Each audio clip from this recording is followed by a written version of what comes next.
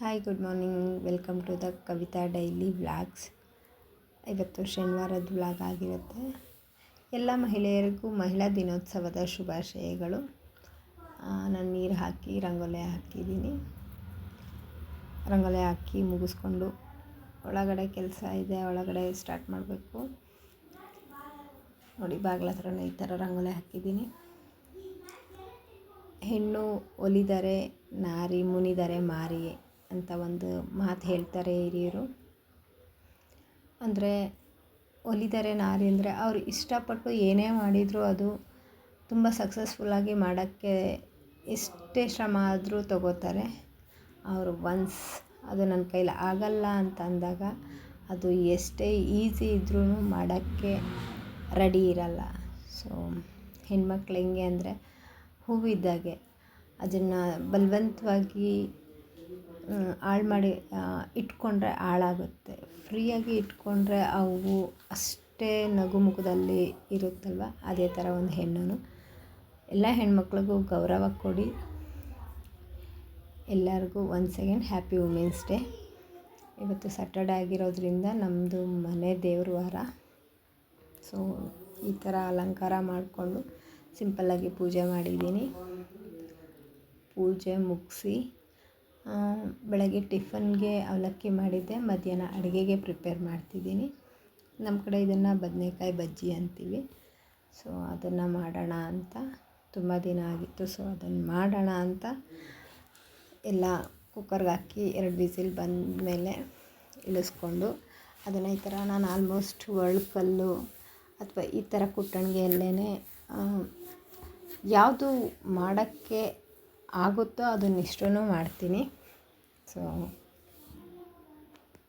ಬದನೇಕಾಯಿ ಬಜ್ಜಿ ಮಾಡಿ ಮುದ್ದೆ ಮಾಡಿದ್ದೀನಿ. ಬಿಸಿ ಮುದ್ದೆ, ಬದನೇಕಾಯಿ ಬಜ್ಜಿ ಒಂದು ಸರಿ ಟ್ರೈ ಮಾಡಿ, ತುಂಬ ಚೆನ್ನಾಗಿರುತ್ತೆ. ಬದನೇಕಾಯಿ ಬಜ್ಜಿ ಮುದ್ದೆ ಎಲ್ಲ ಮುಗಿಸ್ಕೊಂಡು ರೆಡಿ ಮಾಡಿ ಎಲ್ಲ ಎತ್ತಿಟ್ಕೊಂಡು ಇವತ್ತು ವುಮೆನ್ಸ್ ಡೇಗೆ ಅಂಥೇಳಿ ನಾವು ನಮ್ಮ ಕಸಿನ್ಸು ಮೀಟ್ ಆಗೋಣ ಅಂತ ಅಂದ್ಕೊಂಡ್ವಿ. ನಿಮಗೆ ಇದಕ್ಕೆ ಮುಂಚೆನೇ ಹೇಳಿದ ರೀತಿಲಿ ನಾವು ನಿಯರ್ ಬೈ ಇರೋದ್ರಿಂದ ಎನಿ ಅಕೇಶನ್ ಅಥವಾ ಏನಿದ್ರೂ ಇಲ್ದಿದ್ರೂ ಆದಷ್ಟು ಟೈಮ್ ಮಾಡ್ಕೊಂಡು ಮೀಟ್ ಆಗೋಕ್ಕೇ ನೋಡ್ತಾ ಇರ್ತೀವಿ.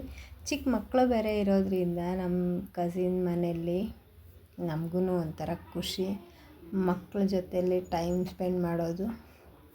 ನಮ್ಮ ಮನೆಯಲ್ಲಿ ಆಲ್ಮೋಸ್ಟ್ ಅಲ್ಲಿ ಯಾವಾಗಲೂ ಚಿಕ್ಕ ಮಕ್ಕಳದು ಒಂದು ಗಲಾಟೆ ಇದ್ದೇ ಇರುತ್ತೆ ಮನೆಯಲ್ಲಿ. ಒಬ್ಬರಾದ್ಮೇಲೆ ಒಬ್ಬರು ತುಂಬ ಜನ ಕಸಿನ್ಸ್ ಇರೋದ್ರಿಂದ ಯಾವುದಾದ್ರೂ ಒಂದು ಚಿಕ್ಕ ಮಗು ಇದ್ದೇ ಇರುತ್ತೆ. ನಾವು ಅವ್ರ ಜೊತೆಲಿ ಟೈಮ್ ಸ್ಪೆಂಡ್ ಮಾಡ್ತಾನೇ ಇರ್ತೀವಿ. ಇವತ್ತು ಕೂಡ ನಮ್ಮ ಕಸಿನ್ಸ್ ಬರ್ತಾರೆ ಮನೆಗೆ. ನಮ್ಮ ಮಮ್ಮಿ, ನಮ್ಮ ಅತ್ತಿಗೆ, ನನ್ನ ತಂಗಿ ಎಲ್ಲರೂ ಬಂದಿದ್ದಾರೆ ನೆನ್ನೆನೇ. ಅವರು ನಮ್ಮ ಅಣ್ಣನ ಮಗಳಿಗೆ ಸ್ಯಾಟರ್ಡೆ ಸ್ಕೂಲ್ ರಜೆ ಇರೋದ್ರಿಂದ ಅವರು ಆಲ್ರೆಡಿ ಬಂದಿದ್ದಾರೆ. ಮತ್ತು ನಮ್ಮ ಕಸಿನ್ಸು ಬರ್ತಾರೆ. ಬಂದಮೇಲೆ ಎಲ್ಲರೂ ಒಂದು ವ್ಲಾಗ್ ಮಾಡೋಣ ಅಂದ್ಕೊಂಡಿದ್ದೀವಿ.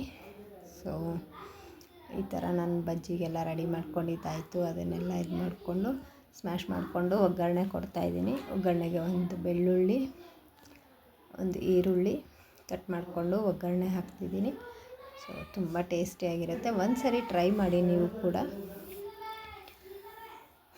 ನಂದು ಅಡುಗೆ ಕೆಲಸ ಎಲ್ಲ ಮುಗಿಸಿ ಮುದ್ದೆ ಮಾಡಿ ಎಲ್ಲ ಮಾಡೋಷ್ಟರಲ್ಲಿ ನಮ್ಮ ಕಸಿನ್ಸ್ ಬರ್ತಾರೆ ಅಂತ ಕಾಯ್ತಾ ಇದ್ದೆ. ಸೊ ಇವತ್ತು ವುಮೆನ್ಸ್ ಡೇ ಆಗಿರೋದ್ರಿಂದ ಏನಾದರೂ ಸ್ಪೆಷಲಾಗಿ ಮಾಡ್ಕೊಳ್ಳೋಣ ಅಂತ ಅಂದ್ಕೊಂಡಿದ್ದೀವಿ. ನೋಡೋಣ ಏನಾಗುತ್ತೆ ಅಂತ. ಎಲ್ಲರೂ ಪ್ರತಿ ಅಕೇಶನ್ನಲ್ಲೂ ಏನಾದರೂ ಒಂದು ಮೆಮೊರಬಲಾಗಿ ಇರೋದಕ್ಕೆ ಟ್ರೈ ಮಾಡಬೇಕು ಅಂತಲೇ ಅಂದ್ಕೋತಾರೆ. ಸೊ ನಾನು ಅದೇ ಥರ ಅಂದ್ಕೊಂಡಿದ್ದೀನಿ. ನೋಡೋಣ ನನ್ನ ಡೇ ಹೆಂಗಿರುತ್ತೆ ಅಂತ. ಸೊ ಒಗ್ಗರಣೆ ಎಲ್ಲ ಕೊಟ್ಕೋತಾ ಇದ್ದೀನಿ. ಒಗ್ಗರಣೆ ಎಲ್ಲ ಆದಮೇಲೆ ಅದರಲ್ಲಿ ಸ್ವಲ್ಪ 2 ಮಿನಿಟ್ಸ್ ಚೆನ್ನಾಗಿ ಮಿಕ್ಸ್ ಮಾಡಬೇಕು. ಆವಾಗ ಏನು ಅಂದರೆ ಹಾಳಾಗಲ್ಲ ಬೇಗ. ಅದಕ್ಕೋಸ್ಕರ 2 ನಿಮಿಷ ಚೆನ್ನಾಗಿ ಅದರಲ್ಲಿ ಫ್ರೈ ಮಾಡ್ಕೊತಿದ್ದೀನಿ. ಆವಾಗಲೇ ತಿಂದುಬಿಡ್ತೀವಿ ಅಂದರೆ ಅದನ್ನೇನು ತುಂಬಾ ಫ್ರೈ ಮಾಡಬೇಕಿಲ್ಲ ಮತ್ತು ಒಗ್ಗರಣೆನೂ ಕೊಟ್ಕೊಬೇಕಿಲ್ಲ. ಹಾಗೇ ಬಿಸಿ ಬಿಸಿಯಾಗಿ ತಿಂದರೆ ಸರಿ ಹೋಗುತ್ತೆ.